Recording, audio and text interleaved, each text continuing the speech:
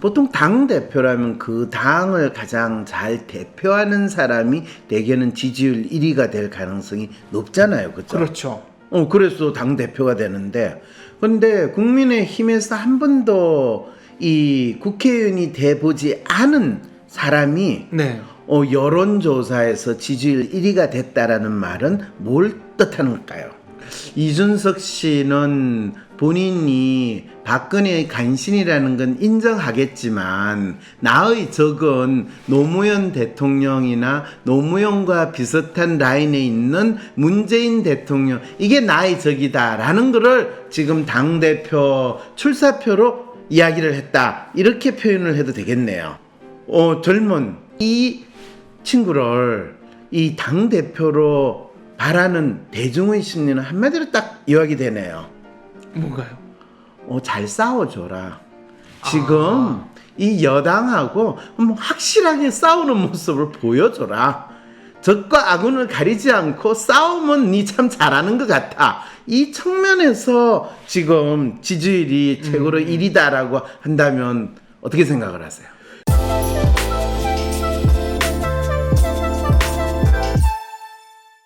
시청자 여러분 안녕하십니까. 답답한 속 뻥 뚫어주고 궁금한 거 콕 집어서 알려주는 황상민의 심리상담소 시작하겠습니다. 안녕하세요. 반갑습니다. 네. 장 박사님 머리 스타일이 아주 지금 멋있었어요. 이발을 했는데 제가 이게 새로 다듬지를 못해가지고 아침에 드라이를 하고 좀 약간의 저는 일부러 이 넓은 이마를 가리기 위해서 저런 게 아닌가 생각이 들었는데. 그나마 내세울 게 이마밖에 없는데 제가 이거라도 그렇군요. 좀 드러내야죠.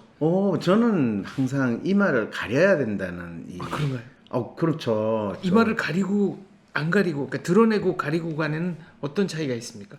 드러내고 가리고, 드러내면 본인이 기분이 좀 편안하게 느끼세요? 아니면 쪽팔림을 느끼세요?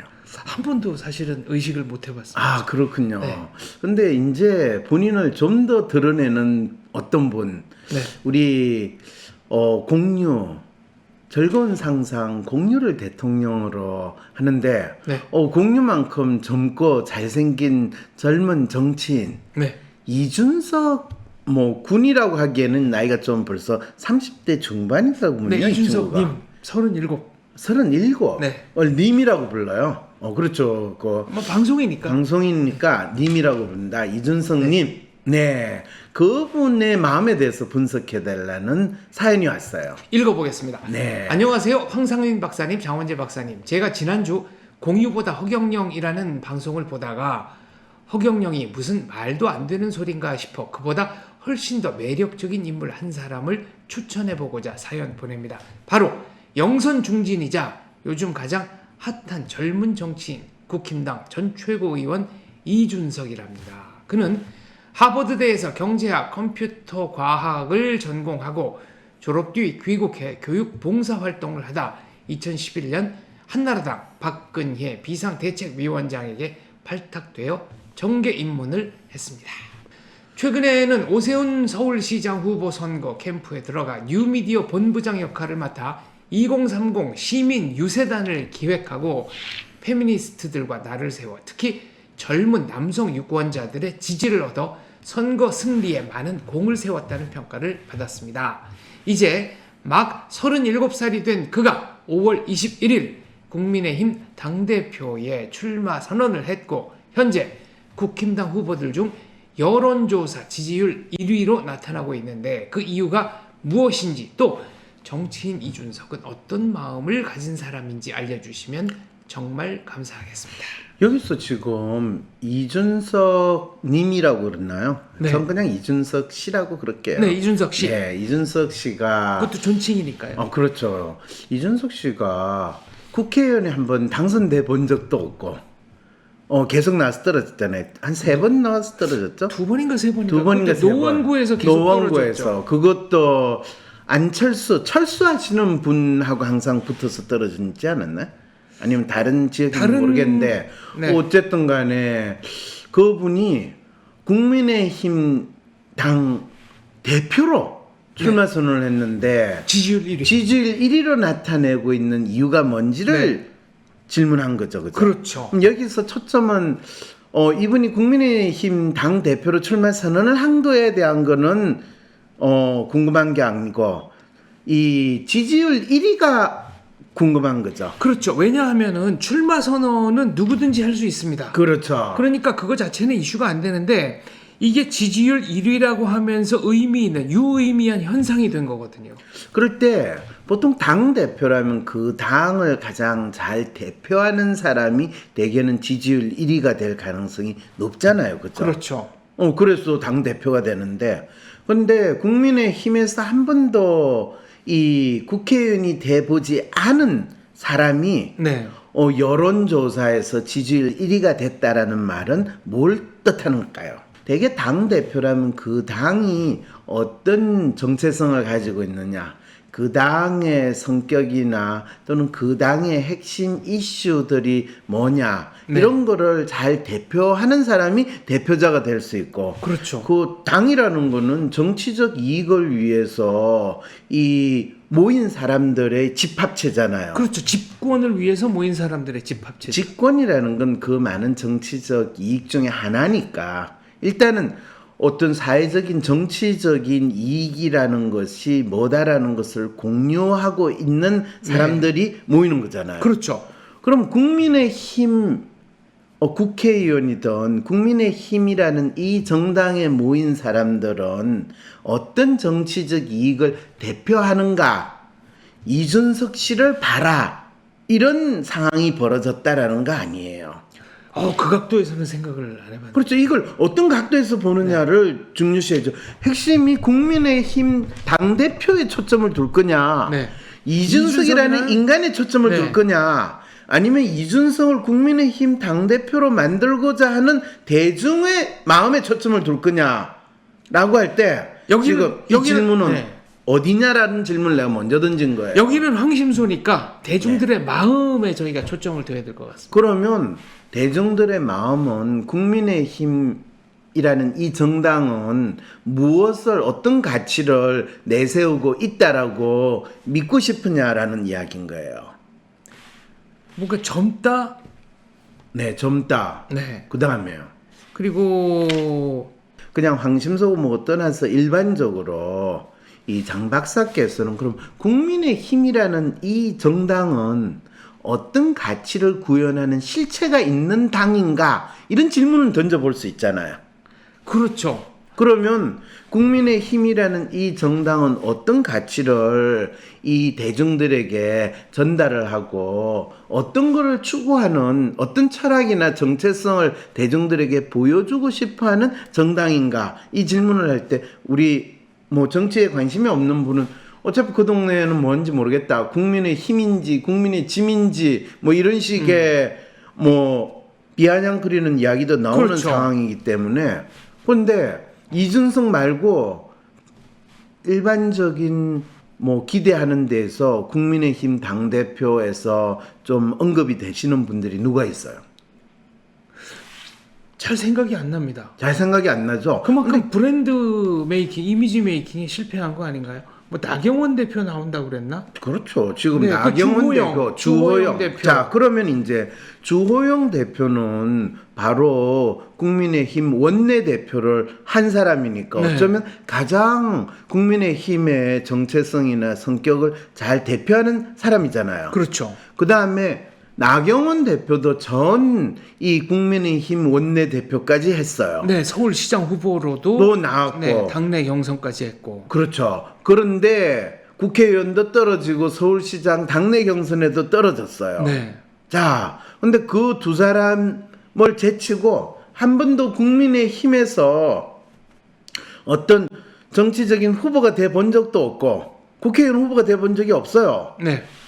그리고 한 번도 국회의원을 해본 적도 없는 완전히 다른 새로운 인물이라고 할 수 있는 경우잖아요. 이 경우는. 그렇죠. 전 최고위원은 했고 국회의원 공천받아서 출마를 했지만 국민의힘 당선된 적은 전 없고. 최고위원인가요? 아니면 국민의힘 전에 있는 정당의 최고위원이었던가요? 그것도 헷갈리죠, 그죠? 그것도 헷갈리네. 그렇죠. 아무튼 그러니까 예전에 무슨 중요한 거는 국민의 힘이라는 게 중요한 게 아니라 네. 국민의 힘이라는 이 정당은 있는지 없는지 모를 성격이 불분명한 정당이다라는 거를 이준석 씨가 이 지지율 1위로 당 대표로 언급이 된다는 사실에서 네. 우리는 국민의힘이라는 이 정당 자체는 정체성이 분명하지 않을 뿐만 아니라 국민들에게 아무런 이 이미지가 없는 정당이라는 걸 확인을 했다라는 이야기가 돼버리지 않느냐라는 질문을 내가 하고 있는 거죠. 그래도 본인들은 자유민주적 헌법적 질서를 옹호하고 네. 또 친북 종북이 아니라 자기네들은 북한에 대해서 상당히 비판적인 입장을 고수하고 있다라는 얘기를 했는데 네. 국민들은 그렇게 안 본다는 거네요. 그렇게 안 본다는 게 아니라 그냥 그런 소리는 누구나 하는 소리고 그냥 지나가는 멍멍이도 할 수 있는 소리지 그게 아무도 심지어는 국민의힘 당원들도 그 이야기를 믿을까요? 그럴 것 같지 않은데요. 믿는다는 말이에요? 믿지 않는다는 안 이야기. 믿는다. 안 그렇죠, 믿을 것 그렇죠. 같다. 안 믿을 그러니까 것 같다. 지들도 믿지 네. 않는 이야기를 이 당의 어떤 가치나 정체성으로 이야기하는 참 놀라운 정당이다. 이렇게 우리는 확인을 해볼 수 있다는 거예요. 이념적으로 본인들은 우익 정당이라고 하지만 실제 드러나는 행동은 과연 우익적 가치를 대변한 건지 이것도 좀 의문이거든요. 그렇죠. 뭐 우익이든 좌익이든 그건 대한민국 정당이 내세우는 가치를 전혀 대변하지 않으니까 결국에는 대중의 심리는 결국에 어떤 놈이 나와가지고 무슨 소리를 하든지 간에 그거는 멍멍이 소리니까 차라리 보기에 좋은 떡이 맛이나 있지 않겠냐. 그러니까 정치인이라고 나오는 누구든지 나오기만 해라. 내가 그 중에서 괜찮아 보이는 사람을 찍겠다. 그것도 당대표로. 네. 그리고 국회의원을 했냐 안 했냐도 중요하지 않아. 그리고 당 대표에 나올 정도면은 나름대로 내부적인 검증은 다 거쳤겠지라고 생각하는 거 아닐까요? 아니요. 그런 것조차도 왜냐면 그 당 자체의 존재 자체에 대해서 별로 사람들이 그 내부적인 가치라든지 실체 자체에 대해서 신경을 안 쓰는 그 마음으로 지금 이준석 씨를 당대표 여론조사 지지율 1위의 심리를 분석했는데 무슨 내부적으로 검증이 있겠어요. 그러니까요. 이 국민의힘 정당 그러면 뚜렷하게 떠오르는 이미지나 슬로건이나 스토리나 이런 게 없습니다. 없다 보니까 적어도 저한테는 그렇습니다. 그렇죠. 그러다 보니까 정치인 이준석 씨가 여론조사 지지율 1위로 나타났다라고 제가 이유를 설명을 이렇게 하게 된 거죠. 한번 그 다음 글 읽어보겠습니다. 그렇죠. 자, 박근혜 키드라는 이준석. 그는 지난 21일 당대표 경선에 출마하면서 지난 대선 패배 이유와 이번 서울시장 선거의 성공 요인을 분석했다며 극단적인 주장이나 수단과 완전하게 결별하겠다. 우리는 박근혜 정부가 잘못된 방향으로 가고 있을 때 그에 대한 경종을 울릴 용기가 없었던 비겁자들이기에 벌을 받는 것입니다. 라고 얘기했답니다. 이 말은 본인이 박근혜 키즈였고 그 키즈에서 박근혜 키즈로서 선발이 된 거를 너무나 감사하게 여기지만은 진짜 어떤 진정한 충신이냐 네. 우리가 간신이냐라고 구분을 할 때 왕을 모실 때 충신과 간신은 어떻게 구분이 돼요? 왕에 대한 충성심을 보이는 사람을 충신이라고 그러고 간신은 왕에 대해서 간하는 네. 충원을 하는 그런 사람을 간신이라고 그래요. 아니면 그 반대로 왕 앞에서는 잘하세요, 이쁘세요, 우아하세요, 멋있어요 이렇게 이야기하고 돌아서서는 이렇게 그게 간신이죠. 면종복배. 그 사람들이 간신인데 네. 그러면 이준석 씨는 본인이 박근혜 정부가 잘못된 방향으로 갔을 때 경종을 울릴 용기가 없었던 비겁자 바로 저는 간신이었습니다를 지금 고백했다는 거래요. 그렇죠. 그 당시에 자기는 간신이었다. 이 얘기를 하고 있는 거네요. 그래서 박근혜 키드인 그가 박 전 대통령을 비난한 것 아니냐는 말이 돌자 그는 페이스북에 이런 글을 올렸답니다. 컴퓨터와 씨름하던 나를 사람들과 씨름하는 곳으로 끌어내준 그분에게 항상 감사하다. 또 그렇죠. 이와 네. 동시에 여러 매체에 나와 노무현 대통령도 김영삼 키드였지만 김영삼 대통령과 3당 합당과 관련하여 결별하지 않았냐고 자신의 상황을 설명했답니다. 그는 현재 TK 지역에서도 지지율 1위를 달성했다고 합니다. 결국 저 말은 나는 박근혜의 간신이었다. 라는 거를 인정하고, 그래, 간신이면 어땠어? 자, 봐라. 간신 지역구에서 1위를 하지 않느냐. 이렇게 이야기했다는 게 되네요. 그렇죠. 그리고 노무현 대통령이 김영삼 대통령의 권유를 받아서 정계 입문을 했는데 3당 통합 당시에 뭐 이의 있습니다. 그러고 이른바 그 꼬마 민주당 만들어서 나간 얘기를 지금 하는 거잖아요. 노무현 대통령, 이 간신이 노무현 대통령하고 자기를 동격으로 지금 비교를 했다는 이야기네요. 그렇죠. 훌륭한 일이네요. 예. 원래 정치인들에게 있어서 가장 중요한 것들은 첫 번째는 적을 잘 골라야 된다. 그렇죠. 내 적이 누구냐에 따라 저도 적과 동급으로 올라가니까. 그렇죠. 그러니까 이준석 씨는 본인이 박근혜의 간신이라는 건 인정하겠지만 나의 적은 노무현 대통령이나 노무현과 비슷한 라인에 있는 문재인 대통령, 이게 나의 적이다라는 거를 지금 당대표 출사표로 이야기를 했다, 이렇게 표현을 해도 되겠네요. 그렇죠. 이게 적인지 비교 대상인지 뭐 비교 대상이지만 그 비교 대상을 노무현 대통령으로 놓는 순간에 본인은 자연히 그 급으로 올라가는 거죠. 적어도 3당 합당에 반대해서 꼬마 민주당을 창당하고 나갔던 그 시절의 노무현. 그런데 본인이 비교가 되는 거죠. 본인이 참 재밌잖아. 극단적인 주장이나 수단과 완전하게 결별하겠다라고 이야기하는 이분이 네. 자신을 노무현 대통령을 적으로 설정하고 비교를 하는 이런 극단적인 수단을 사용을 한다는 거에 대해서는 어떻게 생각할까요? 그거를 또 잘 보여주는 게 페미니스트와 네. 설전 중인 이준석이라는 이 내용에서도 나올 것 같은데 한번 읽어봐 주실래요? 몇몇 젠더 이슈, 페미니즘에 대한 논쟁으로 한참 몸값을 올린 이준석은 5월 8일 한국경제와의 인터뷰에서 일각의 페미니즘 관련 문제 제기는 너무 비현실적이다. 예를 들어 82년생 김지영이라는 책을 보면서 전혀 공감이 안 됐다. 해당 책 작가는 자신이 걷기 싫어하는 이유가 여성이 안전하지 않은 보행 환경에서 비롯됐다고 말했는데 망상에 가까운 피해의식이 아닌가라고 말했습니다. 네, 망상에 가까운 피해의식이니까 그 82년생 김지영 아내는 거의 조현병에 가까운 증상을 호소하고 정신병원에 가서 상담을 받는다라는 또 망상적인 상황까지도 만들어내잖아요. 네. 그런데 그러니까, 네. 본인이 전혀 공감이 안 된 거는 이준석 씨가 왜 전혀 공감이 안 됐을까요? 글쎄 일단 마저 읽어보고 얘기를 해봤으면 좋겠습니다. 네, 그러세요. 자, 이에 당대표에 도전하는 국힘당 초선 김은혜 의원은 이준석에 대해 똑똑하고 능력이 있고 그런 면에서 상위 1%로 살아온 후보와 다름없는데 저는 99%의 삶도 돌아봐야 그게 제1야당 대표 선거의 의미라고 생각한다고 말했습니다. 그러자 이준석은 다시 페이스북에다가 머리가 상위 1%라는 것은 칭찬인 것 같아 감사하다라며 그런데 저도 사람인지라 그건 부질없고 재산이 상위 1%가 한번 되어보고는 싶다고 썼답니다. 이는 김 의원의 재산이 약 210억 원에 달하는 점을 꼬집은 것이죠.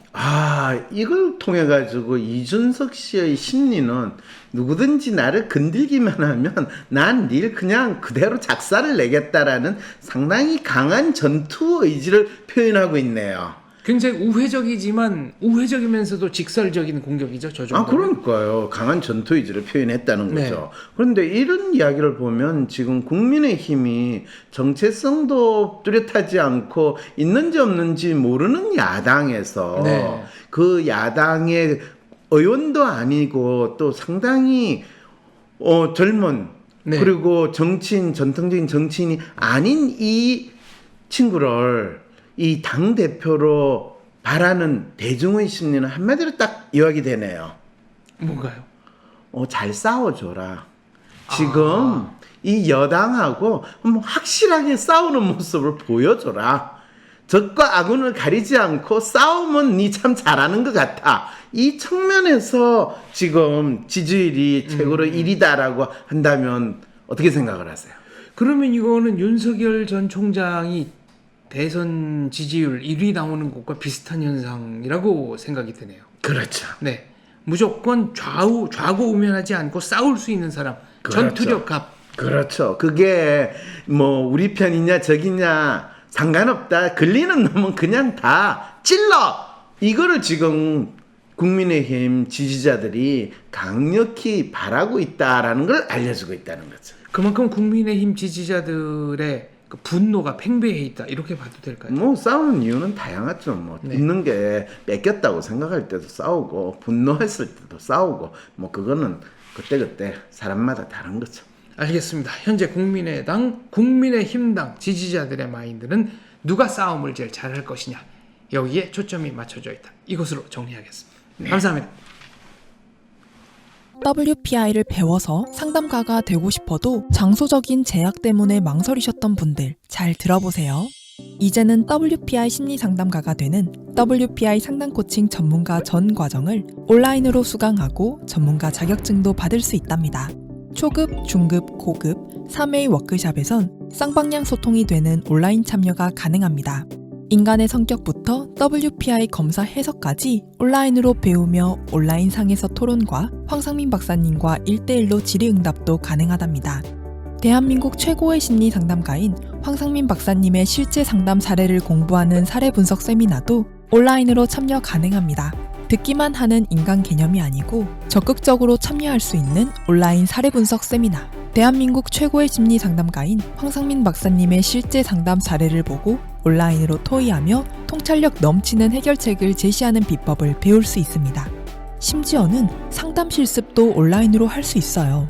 상담 준비 수업부터 슈퍼비전 그리고 실제 상담까지 온라인으로 참여하고 화상통화로 내담자를 상담하며 전문성 있는 상담가로 성장할 수 있습니다. 워크샵, 사례 분석 세미나, 상담 실습, 어디서도 경험할 수 없는 체계적인 수련 과정을 이젠 전부 온라인으로 수강해보세요. 내 삶에서 상담가로서 새로운 변화를 만들고 싶으신 분, 제대로 된 상담을 배워서 자신의 능력을 키우고 싶으신 분, 온라인으로 가능한 WPI 상담 코칭 전문가 과정을 6월 19일 초급 과정 워크샵부터 시작해보세요. 내가 앉아있는 곳이 배움의 장소가 되는 진정한 워라밸이 실현됩니다. 위즈덤 센터